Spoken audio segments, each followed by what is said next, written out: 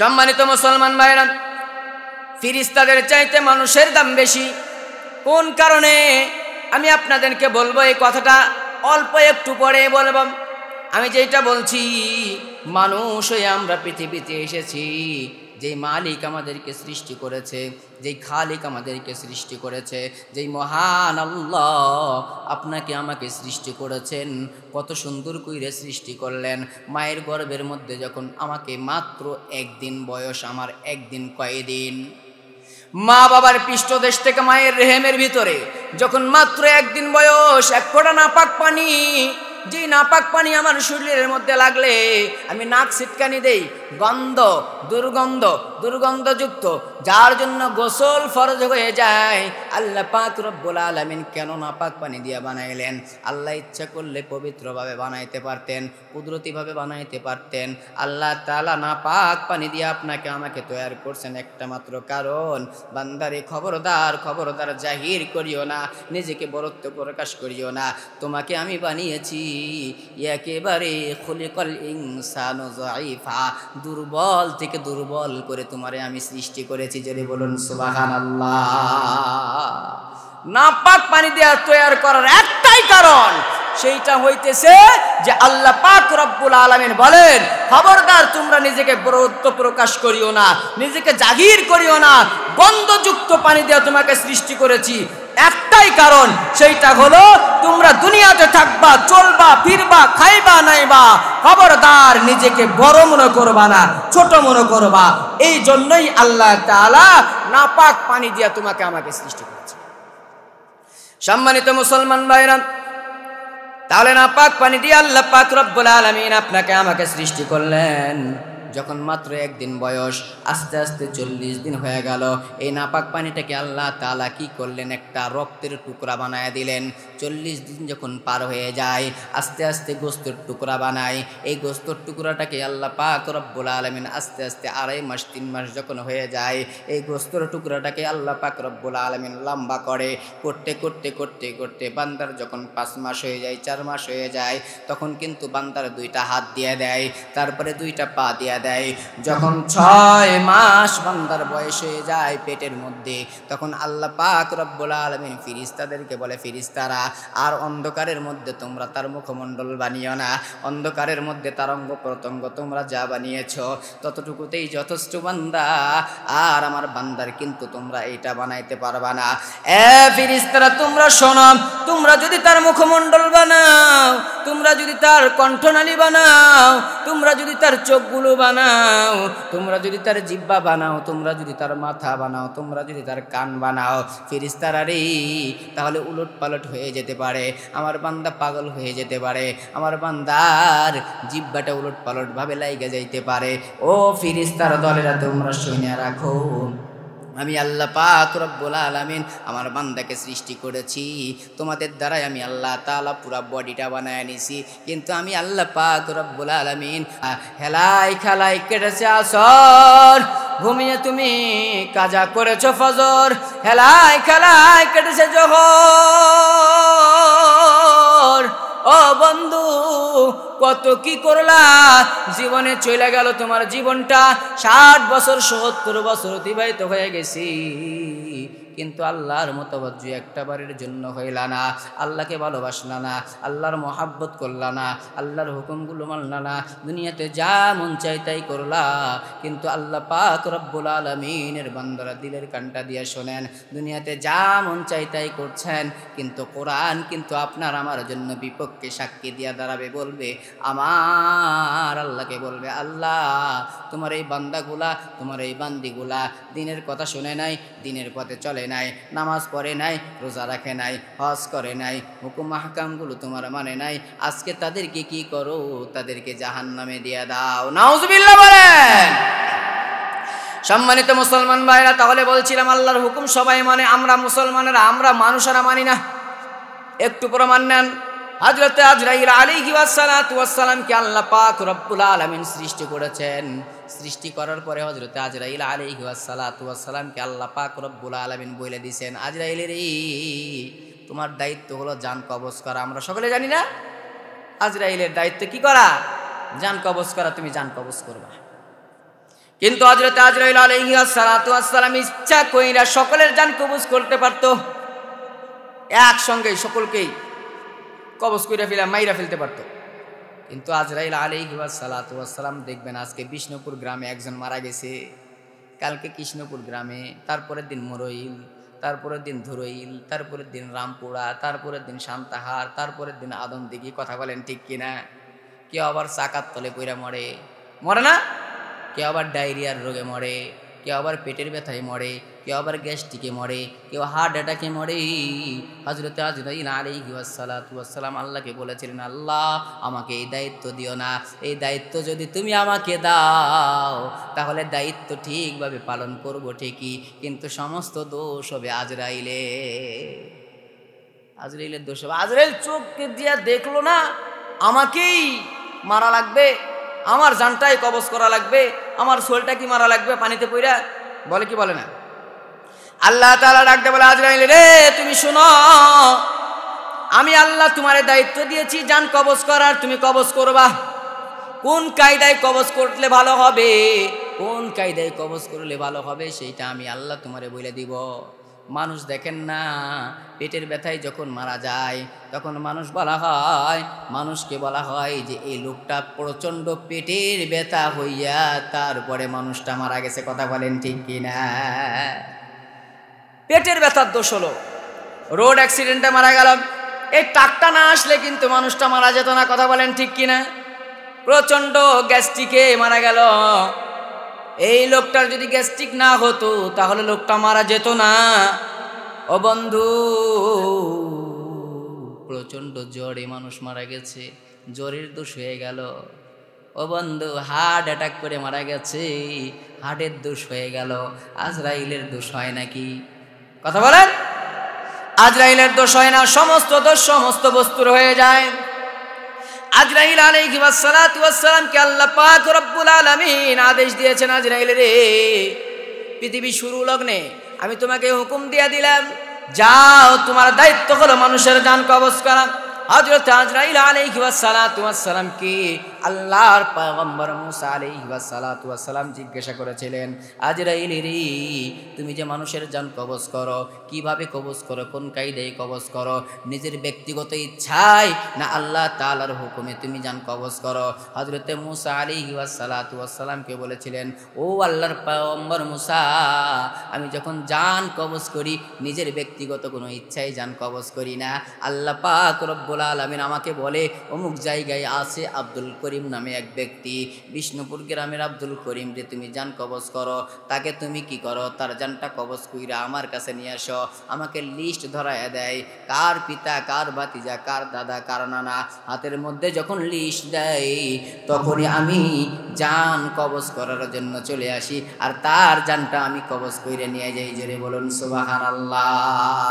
তাহলে আজরাইল আল্লাহর কথা শুনে, কিন্তু আমরা মানুষ আল্লাহর কথা শুনি না। কথা বলেন ঠিক কি না?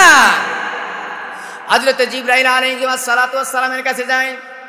হযরত জিবরাইল আলাইহিস সালাতু ওয়াস সালাম আল্লাহ পাক রব্বুল আলামিন যতক্ষণ না বলে, জিবরিল তুমি অমুক জায়গার মধ্যে যাও, অমুক নবীর কাছে যাও, অমুক পয়গম্বরের কাছে যাও, অমুক জায়গার মধ্যে যাও, ততক্ষণ পর্যন্ত হযরত জিবরিল বলেন আমি ততক্ষণ পর্যন্ত আসি না, যতক্ষণ আল্লাহ আদেশ না করে ততক্ষণ পর্যন্ত আমি নড়ি না। এই জায়গার মধ্যে আমি বসে থাকি। আল্লাহ পাক রব্বুল আলামিন ডাক দেয়া বলেন, আমি আজরাইলকে হুকুম দেই, তারপরে আজরাইল যায়। আমি জিবরিলকে হুকুম দেই, তারপরে জিবরিল দুনিয়াতে যায়। ও মুসলমান, আর কেমন মানুষ তোমরা হয়ে গেলা! আজ থেকে ১৫০০ বছর আগে নয়, পৃথিবী শুরু লগ্নে আল্লাহ তাআলা আদেশ দিয়েছেন তোমরা নামাজ পড়ো, কিন্তু আমরা নামাজ পড়ি না। আল্লাহ তাআলা আদেশ দিয়েছে তোমরা কোরআন পড়ো, কিন্তু আমরা কোরআন পড়ি না। আল্লাহ তাআলা আদেশ দিয়েছে তোমরা মুসলমানের মতো মুসলমান হও, কিন্তু আমরা আজও পর্যন্ত মুসলমানের মতো মানুষ মুসলমান হতে পারলাম না। কথা বলেন ঠিক কিনা? হযরত মিকাইল আলাইহিস সালাতু ওয়াস সালামের কাছে একটু যাই। হযরত মিকাইল আলাইহিস সালাতু ওয়াস সালামকে আল্লাহ তাআলা হুকুম দিয়েছেন, মিকাইল কোন জায়গার মধ্যে পানি লাগবে তোমার পানি বর্ষণ করার দায়িত্ব, বাতাস দেওয়ার দায়িত্ব। হযরত মিকাইল আলাইহিস সালাতু ওয়াস সালাম চলে যায়।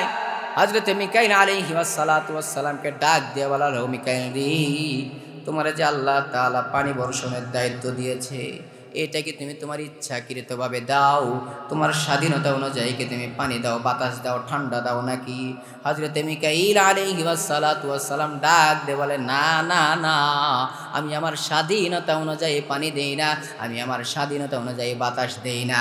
আল্লাহ যখন হুকুম করে যাও, ওই যে বিষ্ণুপুর গ্রামে পানি লাগবে, ওই এলাকার মধ্যে তুমি পানি বর্ষণ করো। গত 2-3 দিন আগে বিশ্ব ইজতেমা, তারপরে সিরাজগঞ্জের ওই এলাকায় বৃষ্টি হয়েছে, কথা বলেন ঠিক কিনা? কিন্তু আমাদের এলাকায় হয়েছে নাকি? আমাদের এলাকায় বৃষ্টি হয় নাই। হযরত মিকাইলকে আল্লাহ বলেছিল, ওই এলাকায় পানি দাও, ওই এলাকায় পানি দিয়ে ইমানি পরীক্ষা করো। যারা ইজতেমায় গেছে তাদেরকে একটু পরীক্ষা করা হোক। এইবার তাদেরকে পরীক্ষা করার জন্য আল্লাহ তাআলা পানি দিলেন। হযরত মিকাইলকে আদেশ দিয়েছেন, হযরত মিকাইল আলাইহিস সালাতু ওয়াস সালাম পানি দিয়েছেন। জোরে বলুন সুবহানাল্লাহ। হযরত মিকাইল আলাইহিস সালাতু ওয়াস সালাম যতক্ষণ পর্যন্ত আল্লাহ হুকুম না দেয় ততক্ষণ পর্যন্ত পানি বাতাস তিনি দেন না। জোরে বলুন সুবহানাল্লাহ। সম্মানিত মুসলমান ভাইরা, তাহলে মিকাইল আলাইহিস সালাতু ওয়াস সালাম আল্লাহর কথা শুনে হযরত ইসরাফিল আলাইহিস সালাতু ওয়াস সালামের কাছে আমরা যাই। হযরত ইসরাফিল আলাইহিস সালাতু ওয়াস সালামের কাছে আমরা গেলাম। হযরত ইসরাফিল আলাইহিস সালাতু ওয়াস সালামকে আমরা জিজ্ঞাসা করব, ও ইসরাফিল, আল্লাহর 4 ফেরেশতা আছে, বড় বড় 4 ফেরেশতা, তার মধ্যে 4 নাম্বার আপনি। হযরত ইসরাফিল আপনার নাম, আপনাকে দায়িত্ব দিয়েছে সিংহায় ফুঁক দেওয়ার জন্য। কথা বলেন ঠিক কিনা? সিংহায় ফুঁক দেওয়ার জন্য না? আল্লাহ দায়িত্ব দিয়ে দিয়েছেন, ইসরাফিল তুমি কি করবা? সিংহায় ফুঁক দিবা, ফুৎকার দিয়া তুমি দুনিয়াটাকে তছনছ করে দিবা। আল্লাহর আদেশ পেয়ে গেছেন, আল্লাহর অর্ডার পেয়ে গেছেন।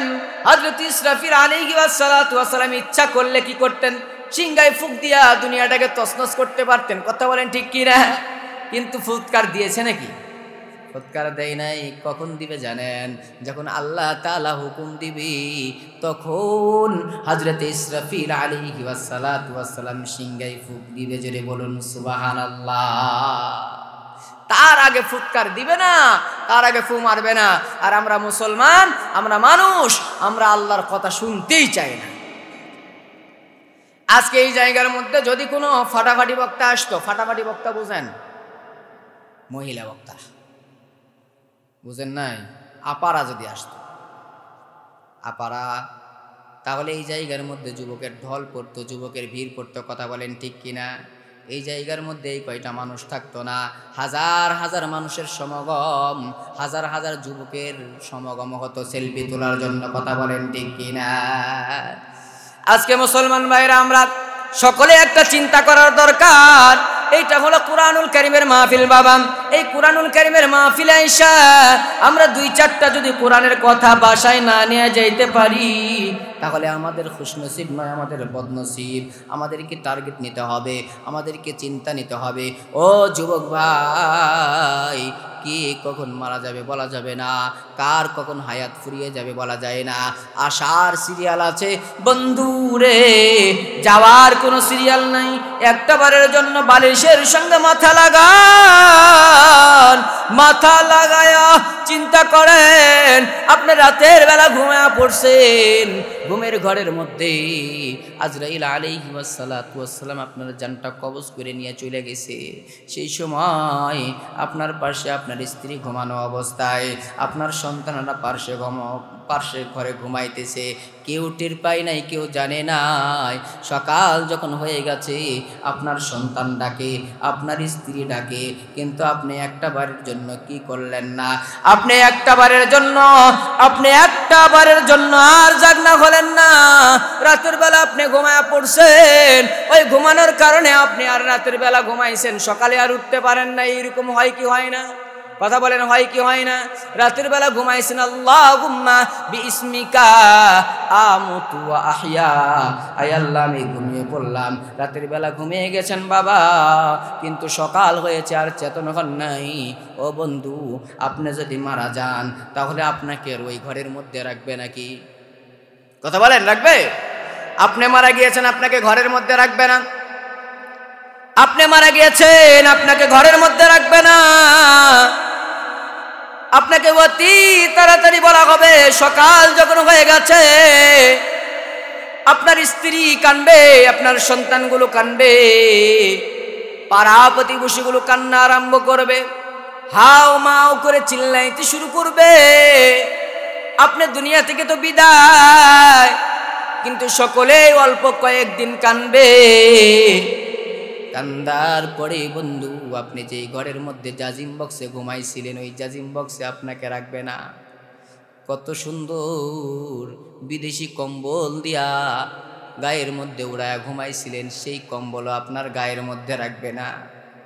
মার্কিন কাপড় মাত্র 900 টাকা দাম, আপনি 900 টাকা দামের কাপড় পরিধান করায় দিবে, আপনার জাজিম বক্সে রাখবে না, ওই বিল্ডিং ঘরের মধ্যে রাখবে না। এসি কামরার মধ্যে ঘুমাইছেন, সেই ঘরের মধ্যেও আপনারা রাখবে না। ওই ঘরের মধ্যে নাই, আপনাকে বারান্দার মধ্যে নিয়ে যাবে। মানুষের যখন আনাগোনা বেশি হয়ে যাবে বলবে এই জায়গার মধ্যেও নয়, নিয়ে যাও নিয়ে যাও, আঙ্গিনার মধ্যে নিয়ে যাও। আঙ্গিনার মধ্যে আপনাকে নিয়ে যাওয়া হবে। নিয়ে যাওয়ার পরে মানুষের যখন আবারও বেশি ভিড় হইতে আরম্ভ করবে, মানুষ দলে দলে দলে দলে আপনাকে দেখার জন্য আসবে রে বাবা।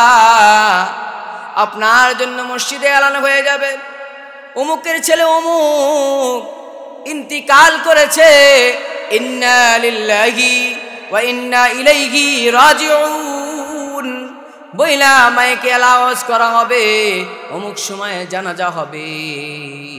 সেই সময় আপনার আমার কোথায় বাহাদুরি থাকবে, কোথায় গাড্ডারি থাকবে, কোথায় মাস্তানি থাকবে?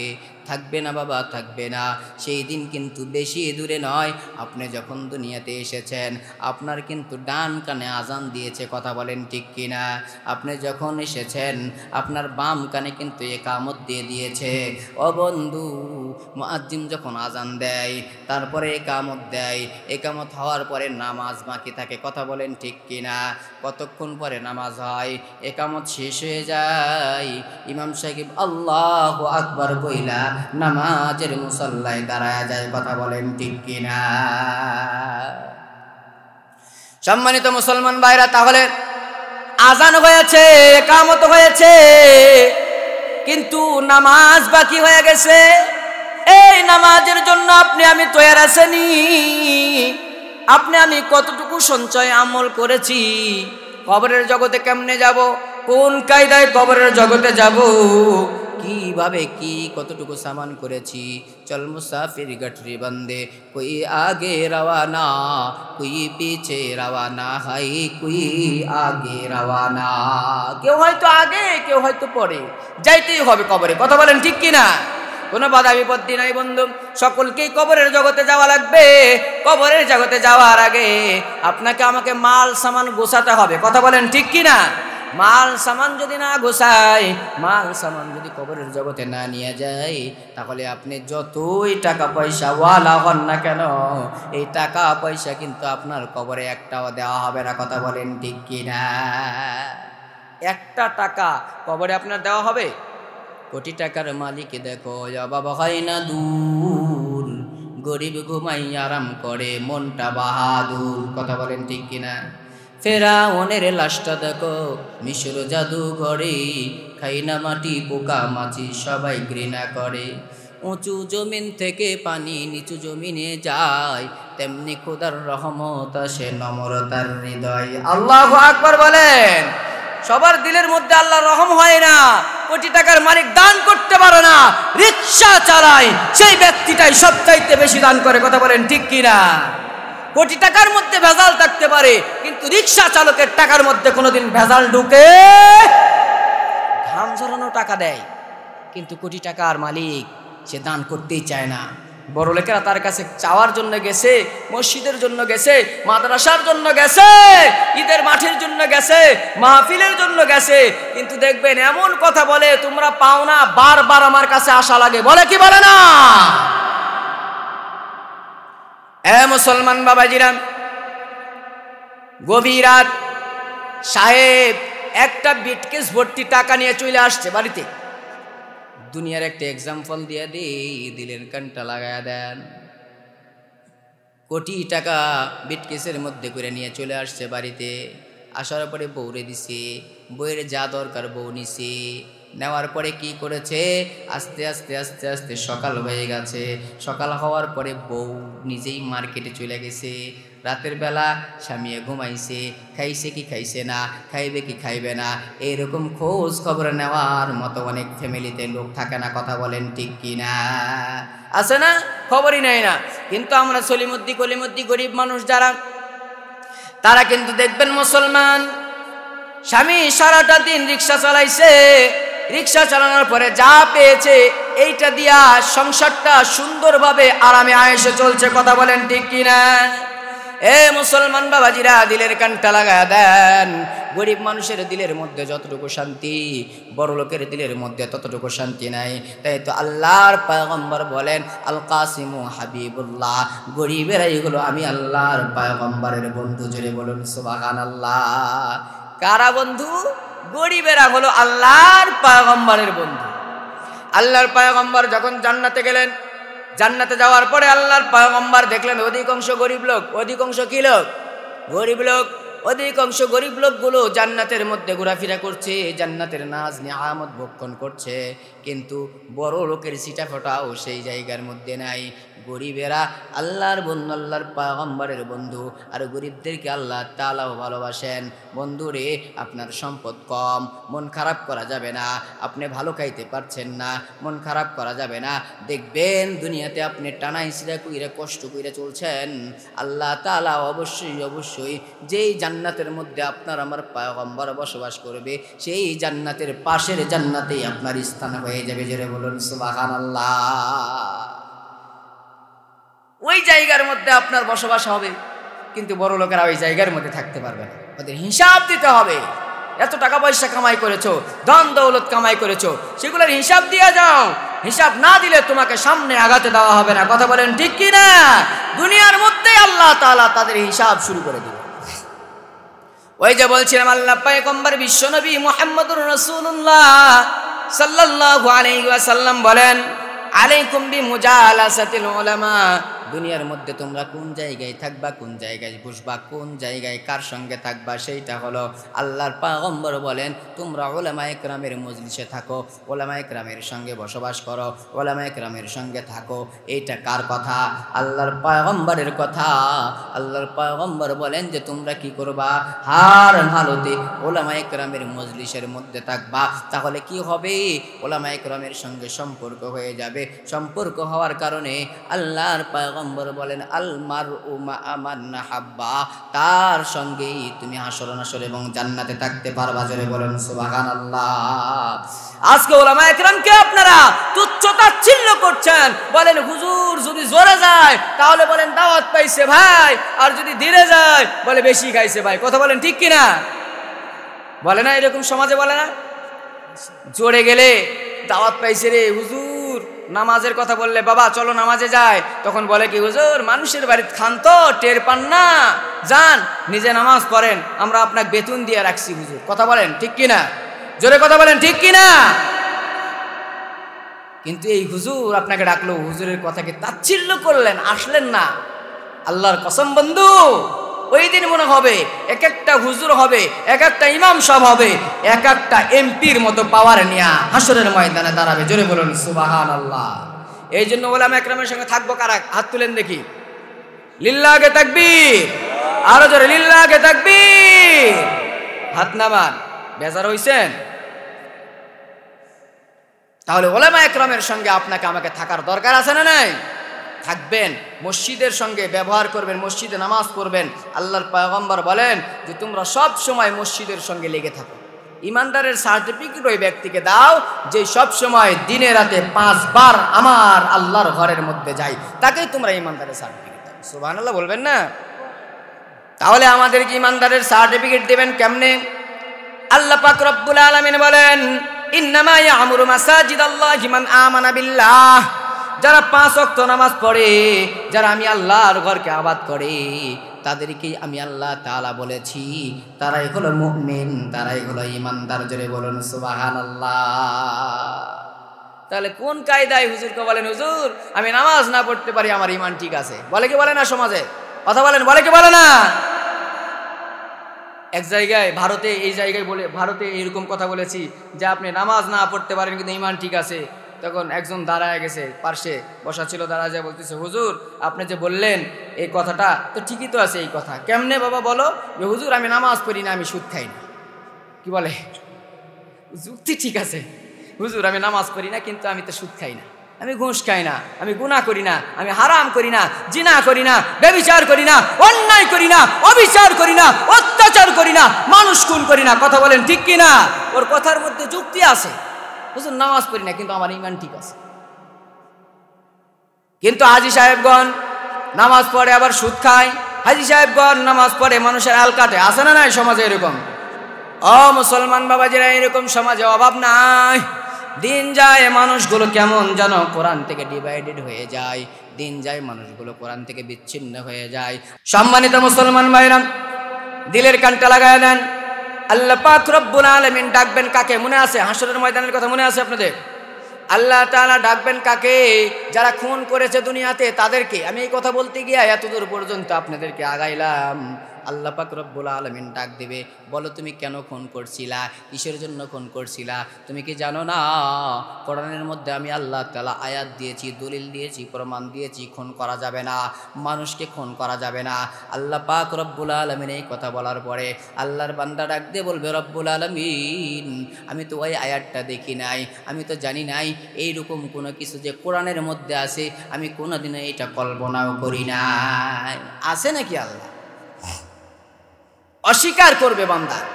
আল্লাহ পাক রব্বুল আলামিন তখনই ডাক দিয়ে বলবে, বান্দা ওয়া কাতাবনা আলাইহিম ফিহা আন্নান নাফসা বিন নাফস ওয়াল আইনা বিল আইন ওয়াল আনফা বিল আনফি ওয়াল উযনা বিল উযনি ওয়াস সিন্না বিস সিন্নি ওয়াল জুরুহা কিসাস। আল্লাহু আকবার বলেন।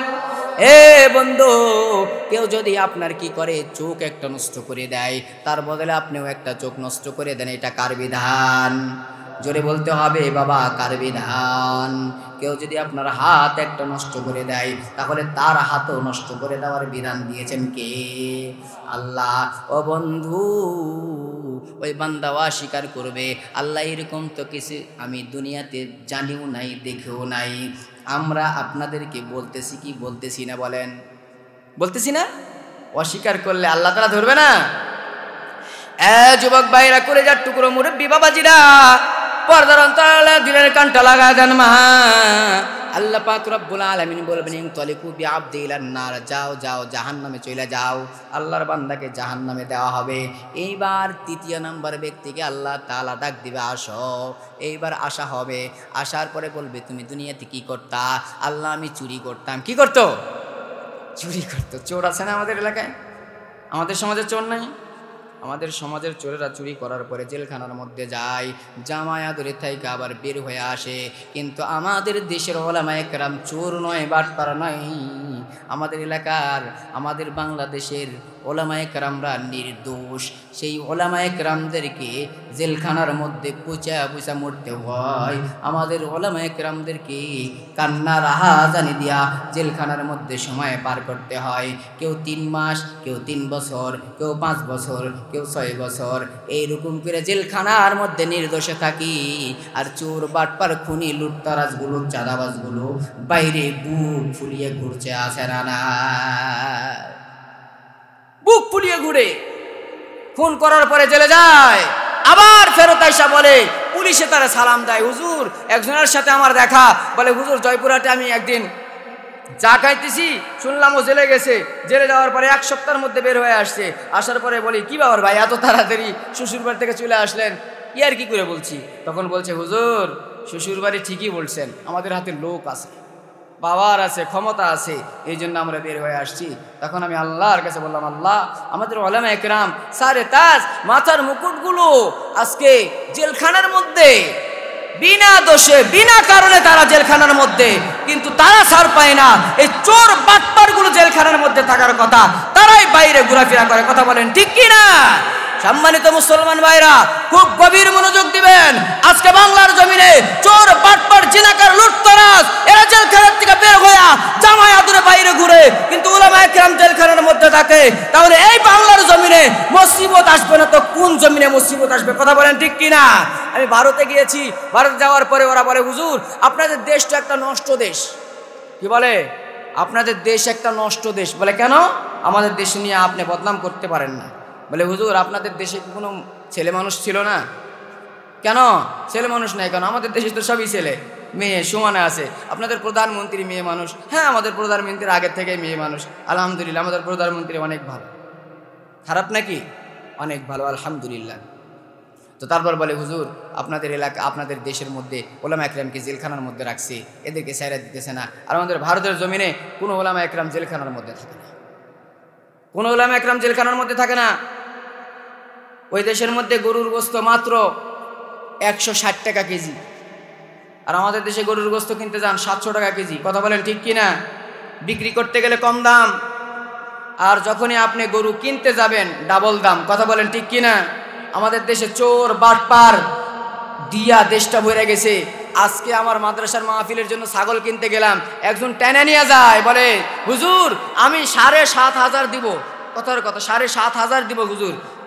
নিয়ে যাইতেছে, মানে দাম বাড়ায় দেয়। একটা ছাগলের পিছনে 5 জন লেগা আছে। ওই কয় টানে নিয়ে যায়, ওই টানে ওই টানে ওই টানে। আরে ভাই টানাটানি করেন কে? আমি হুজুরকে বললাম খবরদার একটু রেস্ট করেন, ওয়েট করেন, দেখেন ওদের কাহিনীগুলো দেখেন। ওরাই চাচতো ভাই, মামাতো ভাই, ফুফাতো ভাই, খালাতো ভাই। কথা বলেন ঠিক কিনা? দালাল আছে না? দালাল আছে না? সমাজের মধ্যে দুইটা ব্যবসায়িক মানুষকে বেশি ঠগায়। একটা হলো কষাই করে, ওজনে কম দেয়, আর যারা ধানের ব্যবসা করে তারা ওজনে বেশি নেয়। কথা বলেন ঠিক কিনা? সব কষাই কর যে কম দেয় তা কিন্তু না, সব ধানের ব্যবসায়িক যে বেশি নেয় তা কিন্তু না, এর মধ্যে ভালো আছে। কথা বলেন ঠিক কিনা? হাজারে 2-4টা পাওয়া যাবে, কিন্তু লাভের জন্য, টাকার জন্য যারা মানুষের টাকা আত্মসাৎ করে, মানুষের ঠগায়, বন্ধু আল্লাহর কসম করে বলি ওই চোরের কাতারেও তাকে দাঁড়াতে হবে। চোরকে বলা হবে, চোর রে কেন চুরি করলি, কিসের জন্য চুরি করলি, তুমি কি জানো না? চোরের ব্যাপারে কি কোরআনের মধ্যে আয়াত নাই? আছে না নাই? চুরি করলে কি হবে, কোরআনের মধ্যে আয়াত আছে না? ও মুসলমান, চুরি করলে কি হবে?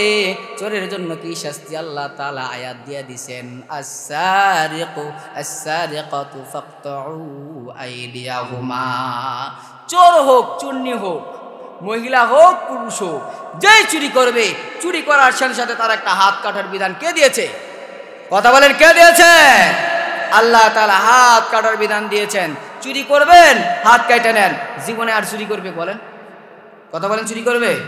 কেন চুরি করবে না? আরে চুরি করার জন্য আমার একটা হাত গেছে রে, আর চুরি করা যাবে না। সম্মানিত মুসলমান ভাইরা, চোরকে বলা হবে ব্যাপার কি? চুরি করার জন্য আমি আয়াত দিয়েছিলাম, বিধান মাননি কেন? তুমি ভয় করো নাই কেন? আমার কথা শোনো নাই কেন? চোর ডাক দিয়ে বলবে, রব্বুল আলামিন আমি তো ঠিকভাবে বুঝতে পারি নাই, আমি তো জানতে পারি নাই আল্লাহ। আল্লাহ তাআলা বলবেন, যাও ইনতলিকু বিআবদি ইলান নার, তাড়াতাড়ি জাহান্নামে চলে যাও, ওই ব্যক্তিকে জাহান্নামে নিয়ে যাওয়া হবে। নাউজুবিল্লাহ বলেন, আরো জোরে বলেন নাউজুবিল্লাহ। সম্মানিত মুসলমান ভাইরা, ওই হাসরের ময়দানে আল্লাহ তাআলা যখন এরকম ভাবে বিচার আরম্ভ করবে, আল্লাহ তাআলা বলবে, লিমানিল মুলকুল ইয়াউম লিল্লাহিল ওয়াহিদিল কাহ্হার। আল্লাহু আকবার বলেন। আল্লাহ তাআলা ডাক দিয়া বলবে, আল্লাহ বলবে, বান্দারে আজকের রাজত্ব আমি আল্লাহর হাতে, আজকের ক্ষমতা আমি আল্লাহর হাতে। কত বড় বাদশা আছে, কত বড় রাজা আছে, সমস্ত রাজাদের বিচার আমি আল্লাহ করার জন্য বসে গেলাম। জোরে বলুন সুবহানাল্লাহ। আজকে ন্যায় বিচার দেওয়া হবে। সম্মানিত মুসলমান ভাইরা, এই যে আমরা আখিরি জামানার পয়গম্বর বিশ্ব নবী মুহাম্মদুর রাসূলুল্লাহ সাল্লাল্লাহু আলাইহি ওয়াসাল্লাম হলো আমাদের নবী। কথা বলেন ঠিক কিনা? জোরে কথা বলেন ঠিক কিনা? আপনার আমার নবী কেমন নবী? আপনার আমার নবী যখন রাস্তা দিয়ে চলতেন, আপনার আমার নবী পশু পাখি তার নবীকে সালাম দিতেন। আপনার আমার নবী যখন রাস্তা দিয়ে চলতেন, আকাশের মেঘ, আকাশের বাতাসগুলো বিশ্ব নবীকে ছায়া দান করতেন। জোরে বলুন সুবহানাল্লাহ। নবী যখন রাস্তায় চলতেন, পশু পাখি সালাম করতেন। উড়ন্ত বাতাসে, ঝুলন্ত মেঘে ছায়া দিত নবীর মাথায়। আল্লাহু আকবার বলেন। সেই নবীর কথা মনে পড়েছে, আমি আপনাদেরকে শোনায়া দেই। আল্লাহর পয়গম্বর মুহাম্মদুর রাসূলুল্লাহ সাল্লাল্লাহু আলাইহি ওয়াসাল্লাম হাসরের ময়দানে মাকামে মাহমুদে সিজদারত অবস্থায় কান্না। আপনি আমি দুনিয়াতে এসেছি, কোনোদিনও নবীর জন্য কাঁদি নাই, কাঁদছি নাকি? নবীর জন্য দুঃখ হয় নাই, নবীর জন্য কষ্ট হয় নাই, কিন্তু আল্লাহ পাক রব্বুল আলামিনের পয়গম্বর দুনিয়াতে কেঁদেছেন, আখিরাতের ময়দানেও কাঁদবেন। ইয়া রাব্বি হাবলি উম্মতি উম্মতি। আল্লাহু আকবার বলেন। কান্নার রুল পড়ে যাবে। কান্না করতে করতে আগ করে যায় মুসলমান, এত কান্না। তখন হযরতে আদম আলাইহিস সালাতু ওয়াস সালাম দেখবে, হযরতে আদম আলাইহিস সালাতু ওয়াস সালাম এত লম্বা। কত বড় লম্বা ছিল কে বলতে পারবেন? 60 হাত লম্বা ছিল, 60 গজ লম্বা ছিল হযরতে আদম আলাইহিস সালাতু ওয়াস সালাম। যখন আমরা খেজুর গাছের গোড়ায় তাকাই, খেজুর গাছের গোড়ার নিচে আমরা যখন দাঁড়ানোর পরে খেজুর গাছ দেখতে কিন্তু মাথাটা আলোক করা লাগে। কথা বলেন ঠিক কিনা? আলোক করা লাগে না? তাছাড়া দেখা যায় মাথা? এত বড় লম্বা হযরতে আদম আলাইহিস সালাতু ওয়াস সালাম। সেই সময় হযরত ইব্রাহিম আলাইহিস সালাতু ওয়াস সালাম দেখবে হযরত আদম আলাইহিস সালাতু ওয়াস সালাম চিৎকার করতেছে আর বলছে, ও মুহাম্মদ, কোথায় তুমি? হযরত মুহাম্মদুর রাসূলুল্লাহ সাল্লাল্লাহু আলাইহি ওয়াসাল্লাম হলো হযরত আদম আলাইহিস সালাতু ওয়াস সালামের সন্তান। কথা বলেন ঠিক কিনা? আমরা যত মানুষ এসেছি, যত নবী রাসূল পয়গম্বর এসেছে, সমস্ত মানুষ, সমস্ত নবী রাসূল পয়গম্বরগুলো হলো মুহাম্মদুর রাসূলুল্লাহ সহ হযরত আদম আলাইহিস সালাতু ওয়াস সালামের আমরা সন্তান। কথা বলেন ঠিক কিনা? আমাদের আদি পিতা হযরত আদম আলাইহিস সালাতু ওয়াস সালাম যখন তাকায়া থাকবে, হযরত ইব্রাহিম, হযরত ইসমাইল, হযরত ইসহাক, হযরত ইয়াকুব, হযরত মুসা, হযরত ঈসা, হযরত নূহ, হযরত দাউদ, সমস্ত নবীগুলো কি করবে? তাকায়া থাকবে। হযরত আদম আলাইহিস সালাতু ওয়াস সালাম ডাক দিবে, মুহাম্মদ কোথায়? ডাক দেওয়ার পরে মুহাম্মদুর রাসূলুল্লাহ সাল্লাল্লাহু আলাইহি ওয়াসাল্লাম তাকাবে না। ওই যে আরশের নিচে মাকামে মাহমুদে সিজদারত অবস্থায় আপনার আমার পয়গম্বর কান্না করছেন আর বলছেন, ইয়া রাব্বি হাবলি উম্মতি উম্মতি। হযরত মুসা আলাইহিস সালাতু ওয়াস সালাম বলবেন, ইয়া নাফসি ইয়া নাফসি। হযরত ঈসা আলাইহিস সালাতু ওয়াস সালাম বলবেন, ইয়া নাফসি ইয়া নাফসি। হযরত দাউদ আলাইহিস সালাতু ওয়াস সালাম বলবে, ইয়া নাফসি ইয়া নাফসি। হযরত ইয়াকুব আলাইহিস সালাতু ওয়াস সালাম বলবে, ইয়া নাফসি ইয়া নাফসি। হযরত আদম আলাইহিস সালাতু ওয়াস সালাম থেকে যত নবী রাসূল পয়গম্বর এসেছেন সকলেই বলবে, ইয়া নাফসি ইয়া নাফসি। কিন্তু আপনার আমার পয়গম্বর মুহাম্মদুর রাসূলুল্লাহ সাল্লাল্লাহু আলাইহি ওয়াসাল্লাম ডাক দিয়ে বলবেন, ইয়া রাব্বি হাবলি উম্মতি উম্মতি। আল্লাহু আকবার বলেন। আল্লাহর পয়গম্বর ইয়া রাব্বি হাবলি উম্মতি উম্মতি কইলা কান্না করবে। অল্প কয়েকবার ডাকার পরে মুহাম্মদুর রাসূলুল্লাহর কানের মধ্যে আওয়াজ যাবে, আমার আদি পিতা আদম আলাইহিস সালাতু ওয়াস সালাম আমারে ডাকছে। জোরে বলুন সুবহানাল্লাহ। তিনি দাঁড়ায় যাবে, মাথা উঠাবে, মাথা ওঠানোর পরে বলবে, কি হয়েছে বাবা বলেন? হাসরের ময়দানে সবাই নিস্তব্ধ, ইয়া নাফসি ইয়া নাফসি। আর এখনকার মধ্যে আপনি আমাকে ডাকছেন কিসের জন্য? কোন কারণে ডাকছেন বলেন? ডাক দিয়ে বলবে, মুহাম্মদ, ওই যে দেখো তোমার একজন উম্মত রে কোমরের মধ্যে বেড়ি লাগাইছে, হাতের মধ্যে বেড়ি লাগাইছে, পায়ের মধ্যে বেড়ি লাগাইছে, গলার মধ্যে বেড়ি লাগায়া জাহান্নামের দিকে টানতে টানতে লিয়া যাইতেছে রে। ও মুহাম্মদ, দেরি করো না, আমি নিজে নিজের চোখ দিয়ে দেখেছি তার নেকি বদি ওজন করা হয়েছে। অল্প একটু গুনার কারণে তার জাহান্নামে নিয়ে যায়, অতি তাড়াতাড়ি তুমি তাকে শাফাআত কইরা জান্নাতে নিয়ে যাও। জোরে বলুন সুবহানাল্লাহ।